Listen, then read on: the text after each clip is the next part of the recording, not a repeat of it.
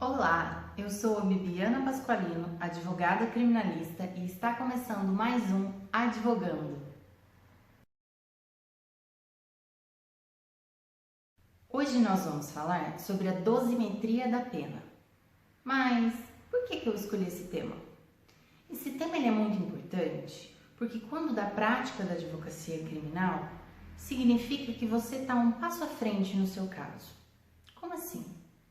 É muito comum que os clientes criminais perguntem para os seus advogados qual a pena que eles podem pegar se vierem a ser condenados num processo criminal.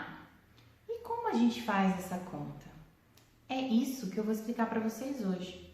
A dosimetria da pena, além de ser importante dando orientação para o cliente, ela é muito importante dentro da audiência de instrução, debates e julgamento. A última audiência dentro de um processo criminal. Por quê? Neste caso, o advogado, quando for aberta a sua palavra para apresentar as suas alegações finais orais, ele vai tratar dessa dosimetria, dizendo ao juiz qual o passo a passo que ele deve obedecer quando dá análise do caso do seu cliente. Além disso, em sendo caso de recurso de apelação, essa matéria também pode ser tratada neste recurso. Mas você sabe fazer essa conta?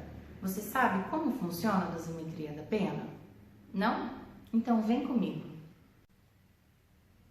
O Código Penal brasileiro, em seu artigo 68, determinou o critério trifásico de dosimetria da pena. O que significa isso? O magistrado, quando dá análise do caso concreto para fixação de uma pena na sentença, deverá obedecer 3 fases descritas no Código Penal. Primeira fase, fixando de uma pena base. Em segunda fase, fixando uma pena intermediária. E em terceira fase, fixando a pena final. Depois disso, o regime prisional adequado para o caso concreto. Vamos entender agora a primeira fase de dosimetria da pena. Nela, o magistrado deverá analisar as circunstâncias judiciais descritas no artigo 59 do Código Penal. Existem 8 circunstâncias judiciais. Essas circunstâncias vão ser valoradas de forma negativa, ou seja, aqui o magistrado só poderá aumentar a pena base. Bom, mas ele aumenta assim, sem critério, sem um limite final? Não. O limite aqui não pode ultrapassar a pena máxima aplicada ao caso concreto.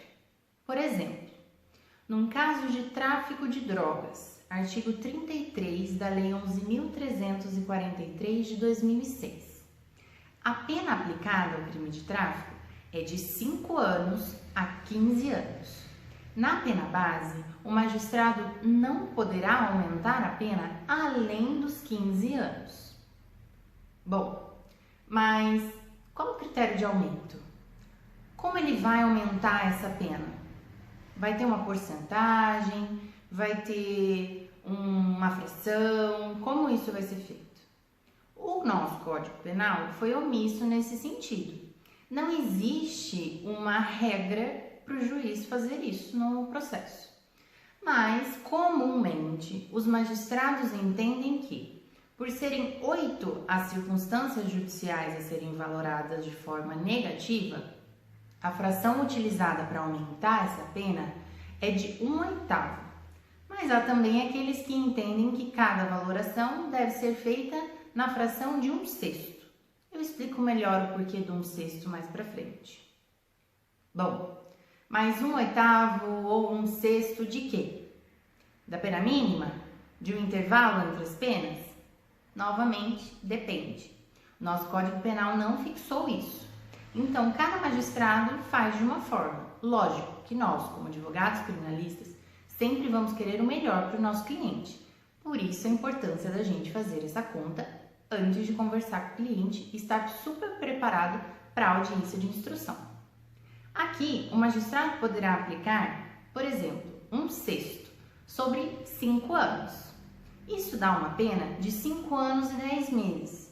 Se nós temos, no caso concreto, uma valoração negativa, Por exemplo, os maus antecedentes. O nosso cliente sai da primeira fase de pena base com a pena de 5 anos e 10 meses. Mas e se o juiz entender que a fração é de 1/8 e que não deve ser aplicada essa fração em cima da pena mínima, mas sim de um intervalo entre as penas? Neste caso, nós teremos de 5 a 15 um intervalo de 10 anos. 1/8 vai incidir sobre 10 anos, dá 1 ano e 3 meses. Esse 1 ano e 3 meses vai ser a quantidade de pena a ser aumentada dos 5 anos quando da valoração de cada circunstância judicial. Se tivermos uma circunstância novamente, só os maus antecedentes, o nosso cliente sai da pena base com uma pena de 6 anos e 3 meses. Ficou claro que isso prejudicaria o nosso cliente no caso. Então, desta forma, nós devemos pedir ao juiz que nesta fase aplique a pena da melhor maneira possível, qual seja, sempre fixando a fração em cima do valor mínimo de pena do crime, no nosso caso, 5 anos, porque a pena do tráfico de drogas é de 5 a 15 anos. Então, a fração 1/6 ou 1/8 deverá ser aplicada em cima destes 5 anos. Se porventura o nosso cliente tiver mais de uma circunstância negativa, isso vai ser somado e a pena base vai ser aumentada. Aqui, nós não valoraremos a questão de forma positiva. Esta fase simplesmente serve para aumentar a pena. Não há possibilidade aqui de redução de pena. Aqui o magistrado vai utilizar as circunstâncias judiciais de forma negativa para o caso concreto. Algumas informações importantes sobre a fixação da pena base. A súmula 444 do STJ determina que o magistrado não poderá usar nesta fase, para majorar a pena como uma circunstância negativa, inquéritos policiais em curso e processos criminais em andamento, aqueles que, mesmo tendo sentença, não transitaram em julgado, ainda estão pendentes de recurso. Qualquer uma dessas hipóteses não podem ser utilizadas de forma a valorar negativamente o réu. Então, o magistrado não pode aumentar a pena com base nisso.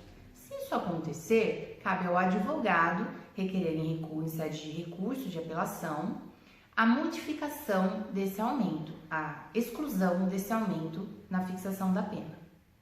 Bom, além disso, se estivermos diante de crimes qualificados, como será feita a análise da pena base?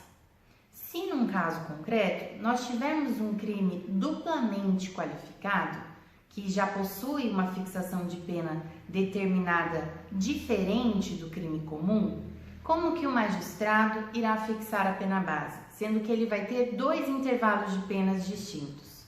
Bom, fixou-se o entendimento de que o magistrado irá escolher uma qualificadora para ter um intervalo de pena e a outra qualificadora vai ser utilizada como valoração negativa, como uma circunstância judicial negativa a ser aumentada a pena em primeira fase, então somente em primeira fase. Passamos à análise agora da segunda fase de dosimetria da pena. Nesta fase será fixada a pena intermediária, sendo analisado aqui as circunstâncias chamadas agravantes, que vão majorar a pena, e as circunstâncias atenuantes, que irão reduzir a pena. Lembrando que aqui o magistrado não poderá aumentar a pena de modo que ela seja superior à máxima combinada ao delito ou inferior à mínima combinada ao delito. Como assim, Viviana? No nosso exemplo do crime de tráfico de drogas, a pena não é de 5 a 15 anos? O magistrado, em segunda fase de dosimetria da pena, não poderá aumentá-la de forma que ela passe dos 15 anos ou que ela seja inferior aos 5 anos. Aqui, nós vamos analisar as circunstâncias descritas no nosso Código Penal. As circunstâncias agravantes estão descritas no artigo 61 e 62 do Código Penal. Elas serão valoradas de forma negativa, ou seja, elas vão aumentar a pena. Um exemplo clássico de agravante é a reincidência. Devemos tomar um cuidado aqui para não confundir a agravante da reincidência com a circunstância judicial negativa dos maus antecedentes. São coisas diferentes. Mas isso é assunto para um próximo vídeo. Bom, importante lembrar que a súmula 241 do STJ proíbe que o magistrado utilize o mesmo processo como forma de aumentar a pena base enquanto maus antecedentes e aumentando a pena intermediária como reincidência. O magistrado não poderá fazer isso. Ou ele determina que isto é um agravante da reincidência ou que é um mau antecedente e deve ser analisado em primeira fase de dosimetria da pena. As circunstâncias atenuantes que irão reduzir a pena estão descritas nos artigos 65 e 66 do Código Penal. Estão todas ali elencadas, basta ler o código. É bem simples. Neste caso, nós temos como exemplo a confissão espontânea ou a chamada comumente de atenuante etária. Essa atenuante incide quando o réu é menor de 21 anos na data do fato ou maior de 70 anos na data da sentença. Bom, entendido o que é agravante, o que é atenuante, nós vamos analisar agora como será feito esse aumento ou essa diminuição no caso concreto. Se você leu os artigos que eu mencionei, você não encontrou nenhuma fração definida de quanto deve ser aumentado ou reduzido, incidindo uma agravante ou uma atenuante. Tá, e agora? Como que é feita essa conta? O STJ pacificou o entendimento de que, com base no princípio da razoabilidade, tendo em vista que em terceira fase o legislador definiu uma fração adequada para se aumentar ou diminuir a pena, de 1/6 a 2/3, com base nisso, o STJ decidiu que, nos casos envolvendo as agravantes e as atenuantes, também deveria ser utilizado esse intervalo. Então, dessa forma, o magistrado ele irá avaliar quantas agravantes e quantas atenuantes estão presentes no caso concreto, partindo daí, aumentando a pena de 1/6 até 2/3. Bom, lembra que lá na pena base, alguns magistrados ficavam entre a fixação de 1/8 ou 1/6 para a majoração da pena? Entende agora o porquê do 1/6? 1/8 fica bem claro quando eu disse que nós temos 8 circunstâncias judiciais a serem valoradas negativamente, certo? 1/8 para cada uma conta até que razoável. Mas por que do 1/6? Alguns magistrados, com base nessa razoabilidade, tendo o mesmo entendimento que o STJ teve em segunda fase, aplica o 1/6 também na primeira fase de dosimetria da pena. Tudo bem? Bom, mas e se estivermos diante de um caso de concurso entre agravantes e atenuantes? Um caso em que incidam os dois, por exemplo, a agravante da reincidência e a atenuante da confissão espontânea. Como nós vamos resolver isso? Nesses casos, o Código Penal definiu no artigo 67 uma forma de solução desse conflito. Eu vou ler o artigo aqui para vocês. No concurso de agravantes e atenuantes, a pena deve aproximar-se do limite indicado pelas circunstâncias preponderantes, entendendo-se como tais as que resultam dos motivos determinantes do crime, da personalidade do agente e da reincidência. Bom, meio confuso esse artigo, não é mesmo? O que ele determina? Que existem algumas circunstâncias que preponderam sobre outras, ou seja, elas devem ser analisadas de formas distintas. Um exemplo claro aqui da leitura do texto é a reincidência. Ela é considerada uma preponderante. Só que como o magistrado lida com isso? Por mais que o artigo 67 defina que algumas circunstâncias devem prevalecer sobre outras, nós temos no STJ e no STF decisões divergentes sobre casos semelhantes. Bom, a terceira turma do STJ entendeu que, havendo a aplicação de uma circunstância agravante da reincidência específica e a atenuante da confissão espontânea, que elas podem ser compensadas, ou seja, que uma vai anular a outra e a pena nessa segunda fase, a pena intermediária, ficaria igual à pena de primeira fase, a pena base. Mas o STF entendeu que a reincidência específica prepondera sobre a confissão espontânea. Deste modo, elas não podem ser compensadas. O magistrado deverá aplicar primeiro a agravante da reincidência específica, majorando a pena, e depois diminuindo a pena, incidindo a atenuante da confissão espontânea. Diante disso, nós temos dois cenários possíveis. Os magistrados podem aplicar primeiro a agravante, aumentando a pena, e depois a atenuante, reduzindo a pena, ou, se eles acharem conveniente, fazendo a compensação entre uma agravante e uma atenuante. Como eu já disse, para os advogados criminalistas, nós sempre vamos procurar o que é melhor para o nosso cliente. Então, fazendo o cálculo, analisando a hipótese que seja mais vantajosa, é essa que nós vamos pedir em alegações finais ou em memoriais. Agora vamos falar da terceira fase de dosimetria da pena. Nesta fase, o magistrado irá avaliar as causas de aumento e de diminuição de pena.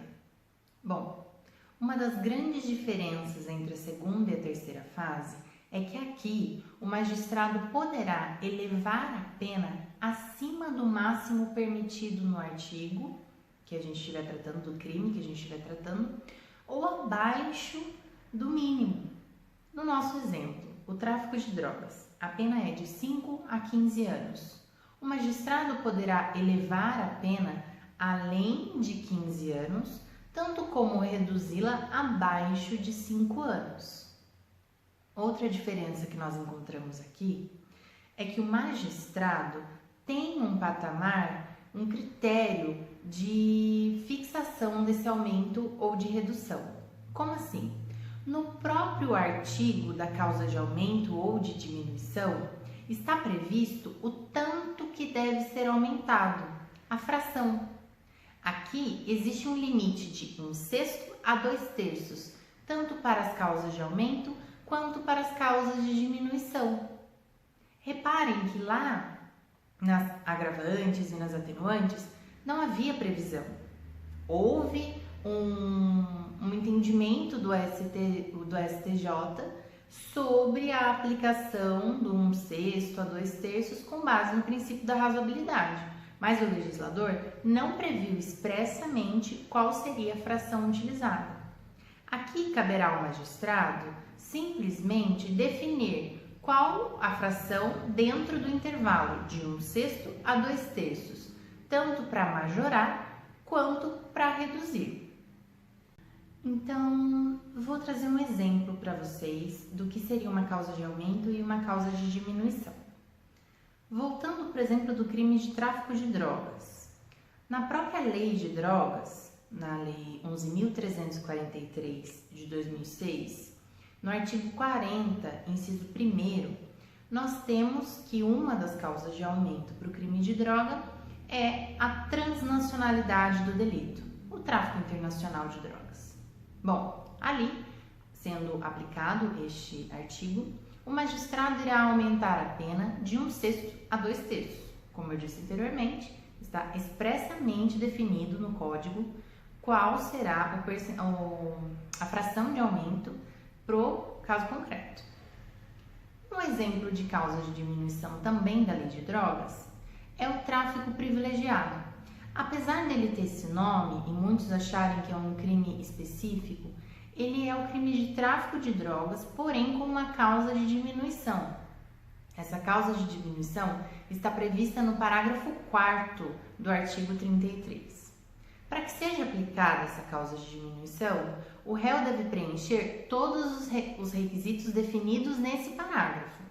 Se esses requisitos não forem preenchidos em sua totalidade, não poderá ser aplicado o parágrafo 4º. Bom, neste caso também, o magistrado irá avaliar, dentro da fração de 1/6 a 2/3, o quanto ele vai diminuir da pena do acusado. Fica claro aqui que, por mais que a gente tenha um norte para o magistrado, fica a seu critério, desde que devidamente fundamentado, o quanto de aumento e o quanto de diminuição ele vai aplicar nesta fase também. Mas, e se nós estivermos diante da aplicação de uma causa de aumento e de uma causa de diminuição? Um tráfico internacional privilegiado, por exemplo. Como nós vamos fazer a conta? Como será fixada a pena? Bom, o ordenamento jurídico aqui também não trouxe uma solução para nós, mas, comumente, os magistrados acabam aplicando o mesmo que na segunda fase. Eles aplicam primeiro a causa de aumento e depois a causa de diminuição, ou até mesmo fazem uma compensação entre elas. Novamente, cabendo aqui ao advogado requerer aquilo que de melhor beneficiar o nosso cliente. Bom, e se estivermos diante de um conflito, de uma acumulação de causas de aumento e de causas de diminuição? Como vai ser aplicado? Para estes casos, o artigo 68 do Código Penal definiu que o magistrado irá aplicar um só aumento, aquele que mais aumenta, e uma só redução, aquela que mais reduz, para o caso concreto. Então, se tivermos 2, 3 causas de aumentos ou 2, 3 causas de diminuição, o magistrado então irá aplicar a que mais aumenta ou a que mais diminui, de acordo com o artigo 68 do Código Penal. Bom, um apanhado geral. Nós temos que, em primeira fase, o magistrado irá fixar a pena base, analisando as circunstâncias judiciais do artigo 59. Em segunda fase, o magistrado irá avaliar as circunstâncias agravantes e atenuantes do artigo 61 e 62, 65 e 66 do Código Penal. Lembrando que, neste momento, o magistrado não poderá ultrapassar o limite mínimo e máximo previsto para o crime analisado. E, em terceira fase, o magistrado irá analisar as causas de aumento e as causas de diminuição previstas para aquele crime. E aqui ele poderá elevar a pena acima do máximo ou reduzi-la abaixo do mínimo. Bom, espero que vocês tenham gostado desse vídeo e até o próximo Advogando.